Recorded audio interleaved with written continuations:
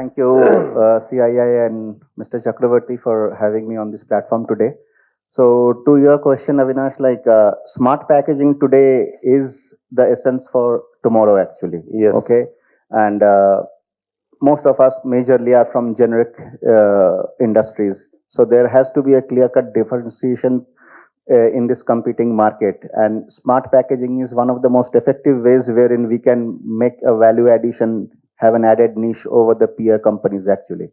So Yeah. QR codes, NFC tags, these are all real-time data monitoring tracking devices Yeah. which can entirely map the transportation of your drug product from the point of origination to the terminal point. There are other points, as Mr. Chandi also mentioned, personalized medication. That is most important today because considering the age limits that we currently have, actually, QR code, in a way, it not only has the digitalization, it also brings in an indirect way of supports an eco-sustainability initiative. QR code, by means of QR code, we are actually getting rid of some unnecessary use of paper, physical inventory of paper from our packaging. So that is, in a way, fostering the sustainability initiatives in various companies actually. So these are some of the ways, like the smart packaging, the patient-centric packaging, like the CR caps, the timer packs that we usually see in the market. So those are something which is self-triggering thing that yes, the patient has to take. Those are adds to the convenience of the patients actually. Yeah. So see, sustainability, as we all know, that it is the future for Yeah. us actually, and it will definitely have a positive environmental impact for every industries. Some of the examples, as Mr. Jaggi has also shared, and this thing in pharmaceutical business, what we have seen over the years, various vendors and suppliers, they are coming up with very innovative packaging solutions which are sustainable in nature. If we speak of oral solid dosages, like for blister packs, from mono PVC, which is the least barrier, we see there are companies who are coming up with recyclable grades of PVCs with some chemical inhibitors and stabilizers impacted, which will get converted into a recyclable grades actually. So the plus point over there is, probably you won't need a new stability to be done because the material per se remains PVC.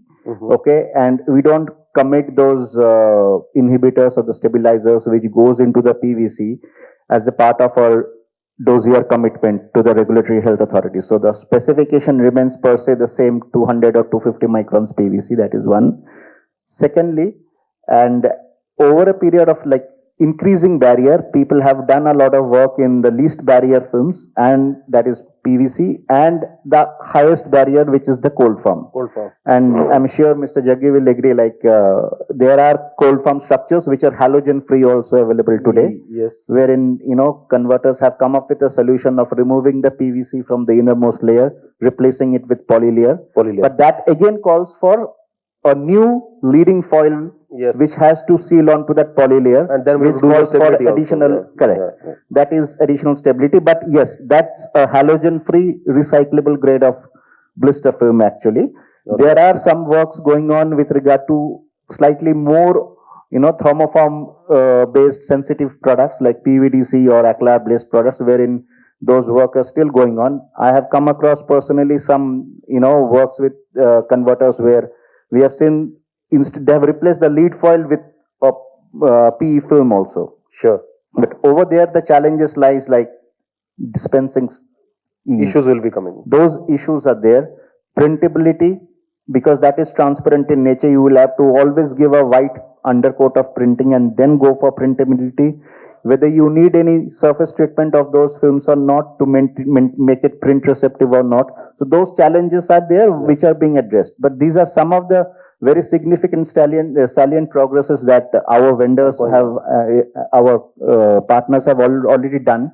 But one of the challenges which I want to, as end user, as drug manufacturer is, one is, availability of multiple number of vendors, because if tomorrow one of our partners A come up with a solution, it should be readily available with C, D also. I agree. So that we don't rely on a monopolistic source, relying on one vendor base every time. That is one. Secondly, is the investment at our end. One is the stability front. Even if I leave that thing out, what is the additional cost? If I have to run a different compact cold form blister, let's say a sustainable grade, I have to invest in a new set of tooling. You know, any blister machine, imported blister machine is not going to cost us less than 40,000-50,000 euros per set. So even more. And looking into the dynamics of Europe market, the different pack configurations that we have, full set of tooling, partial set of tooling, we incur this thing which we do not add on to the return on investment, what we are actually achieving. So these are some of the things we have to address these things at it step by step going ahead. The plus point is we have identified, yes, there are solutions available. It is up to us as end users or drug manufacturers to take it up, to collaborate with our partners who are providing that solution, run a stability fine. We will do that. And then we will also support the partners in a way, collaborate with them to go strength to strength, because they cannot keep on developing things without any commitment from the end user or the drug manufacturer, whether it will see the light of the day or not, because ultimately it's an investment at their end also. Yeah. I'll just add here, Amnish, one point. Yeah, sure. Please like the recyclability, we as a company have targeted 2025, where every packaging that we produce will be recyclable. That's number one.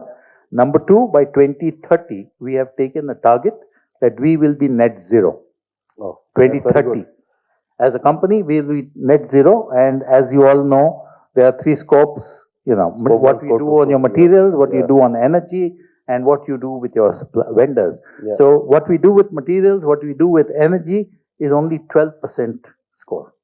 That's the smallest part. The biggest challenge is 88% of the score comes from what our vendor is complying to make us net zero. And in turn, what we do to our customers, and therefore it's a drive we have taken. 2030 is very ambitious. Yes. But we have set ourselves a target. From Indian government, it is 40 years ahead. Yes, we are almost 5 years now, around the corner, 2025. Thank you. Only one point I would like to add. Lissy, as drug manufacturers and as our partners who are manufacturing the sustainable solutions, we are collaborating. We should at least throw this point to the forum also, like it is also up to the regulators to accept these new materials.